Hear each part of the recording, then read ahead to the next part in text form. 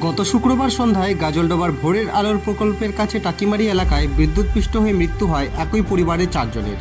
আজ মুখ্যমন্ত্রী মমতা বন্দ্যোপাধ্যায় সাংবাদিকদের মুখোমুখি হওয়ার আগে মৃত পরিবারের একজনের হাতে 5 লক্ষ টাকা এবং আরেকজনের হাতে 3 লক্ষ টাকা তুলে দেন। আমি মিটিংটা শুরু করবার আগে আপনারা জানেন গাজলডোবায় বিদ্যুতের ব্যাপারে না জানার ফলে অজানা মানে সঠিক বিদ্যুৎ সম্বন্ধে তাদের ধারণা ছিল না, ফলে বিদ্যুৎস্পৃষ্ট হয়ে মারা গিয়েছেন 4 জন। তাদের ফ্যামিলি থেকে 2 জন এসেছেন। আমি সুফলা দাস 2 লাখ টাকার একটা চেক, হয়তো কিছুই না, জীবনের বিনিময়ে টাকা হয় না, কিন্তু পরিবারটাকে তো দেখতে হবে, কেউ নেই। 5 লাখ আছে, ওনার 5 লাখ আছে। আর অনিমেষ দাস 3 লাখ আছে।